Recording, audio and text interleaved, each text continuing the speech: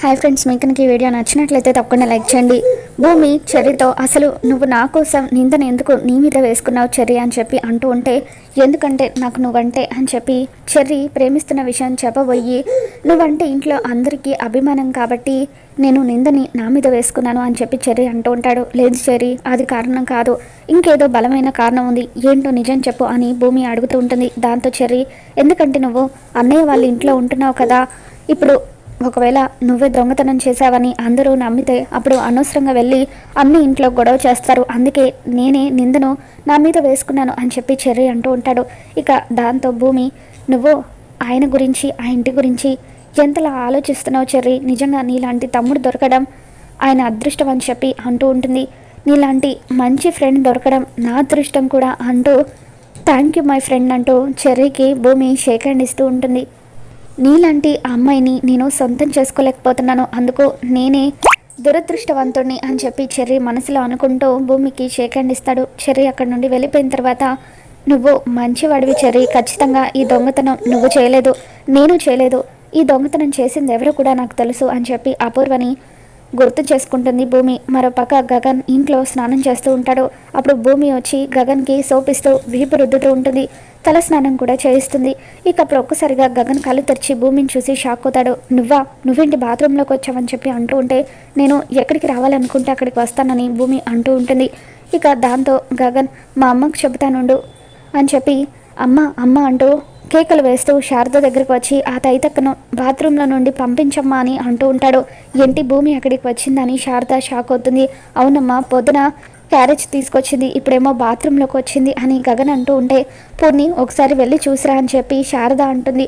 పూర్ణి బాత్రూంలోకి వచ్చి చూసేసరికి అక్కడ ఎవరూ లేకపోవడంతో, అన్నయ్య లోపల ఎవరూ లేరు కదా అని చెప్పి అంటూ ఉంటుంది. ఏంటి ఎవరూ లేరా, మరి ఇదేంటి నేను ఇలా ఊహించుకున్నాను అని చెప్పి గగన్ వచ్చి తిరిగి స్నానం చేస్తూ ఉంటాడు. అసలు ఏమైంది వీడికి, ఎందుకు ఇలా ప్రవర్తిస్తున్నాడు అని చెప్పి శారదా పూర్ణి ఇద్దరు కూడా అక్కడి నుండి వెళ్ళిపోతారు. మరో పక్క కృష్ణప్రసాద్ చెర్రీతో, వరే చెర్రీ, ఆ దొంగతనం నువ్వు చేయకపోయినా ఎందుకు నీ మీద వేసుకున్నావని చెప్పి అడుగుతూ ఉంటే, భూమి కోసం నాన్న అని చెప్పి అంటూ ఉంటాడు. ఏంటి భూమి కోసం అని కృష్ణప్రసాద్ షాక్ అవుతూ ఉంటాడు. అవును నాన్న, ఎందుకంటే పాపం భూమికి ఎవరు లేరు, తన వాళ్ళెవరో కూడా తెలీదు, ఇప్పటికీ చాలా కష్టాల్లో ఉంది, ఇప్పుడు కొత్తగా దొంగతనం నింద కూడా వేస్తే మళ్ళీ అనవసరంగా దోషిగా చాలా బాధపడుతుంది, అందుకే నేను నిందని నా మీద వేసుకున్నాను, తనని కాపాడడం కోసం ఇలా చేశానని చెప్పి చెర్రీ అంటూ ఉంటే, నువ్వు ఒక ఆడపిల్ల మంచి గురించి ఇంతలా ఆలోచిస్తున్నందుకు నాకు చాలా గర్వంగా ఉందిరా అని చెప్పి కృష్ణప్రసాద్ అంటూ ఉంటాడు. అసలు ఈ దొంగతనం ఎవరు చేస్తుంటారు అని చెప్పి కృష్ణప్రసాద్ ఆలోచిస్తూ ఉంటాడు. మరోపక్క అపూర్వ దగ్గరికి భూమి వస్తుంది. ఏంటి, నన్ను దొంగని చేసి ఇంటి నుండి వెళ్ళగొట్టాలని నువ్వు ఇదంతా చేసావు కదా, నేను నాన్నకు దగ్గరైతే నీకేంటి బాధ, నేను ఇంటికి వస్తూ ఉంటే నీకేంటి బాధ అని చెప్పి నాన్న నాకు డ్రెస్ ఇచ్చారని, సంగీత్ స్టెప్పులు చూసి అందరూ నన్ను పొగిడారని ఓర్వలేక నువ్వు ఇదంతా చేసావు కదా, అసలు నేనంటే నీకు ఎందుకు పడదు, నాకు నీకు ఏంటి అని చెప్పి భూమి అడుగుతూ ఉంటుంది. ఇక దాంతో అపూర్వ, ఎందుకంటే నువ్వు ఆ శోభాచంద్ర కూతురువి కాబట్టి అని చెప్పి అంటూ ఉంటే, అప్పుడు భూమి, ఓ నీకు నిజం తెలిసే ఇదంతా చేస్తున్నావన్నమాట అని చెప్పి అంటూ ఉంటుంది.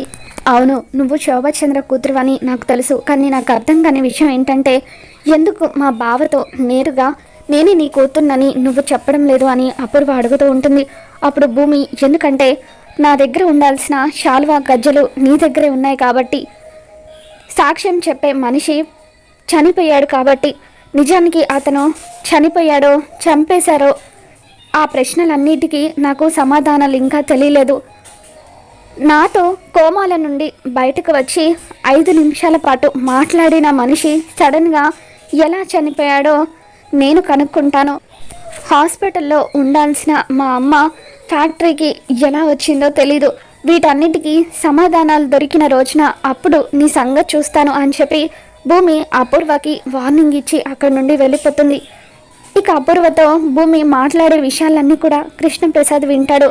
ఇక అలా ఒక్కసారిగా శోభచంద్ర కూతురు బతికే ఉందన్న విషయం తెలుసుకొని కృష్ణప్రసాద్ షాక్ అవుతూ ఉంటాడు. ఆ రోజు ఫ్యాక్టరీ తగలబెట్టి శోభచంద్ర చావుకి కారణమైన విషయాన్ని కృష్ణప్రసాద్ తలుచుకుని ఎంతగానో కుమిలిపోతూ ఉంటాడు. మరో పక్క గగన్ ఒంటరిగా గదిలో కూర్చొని ఆలోచిస్తూ ఉంటాడు. అసలు ఏమైంది నాకు? లేని మనిషి గురించి నేను ఆలోచించడం ఏంటి, భూమి గురించి నేను ఆలోచించడం ఏంటి అని గగన్ ఆలోచిస్తూ ఉండగా అప్పుడే నక్షత్ర గగన్కి ఫోన్ చేస్తూ ఉంటుంది. మరి ఈ వీడియో మీకు నచ్చినట్లయితే తప్పకుండా లైక్ చేయండి.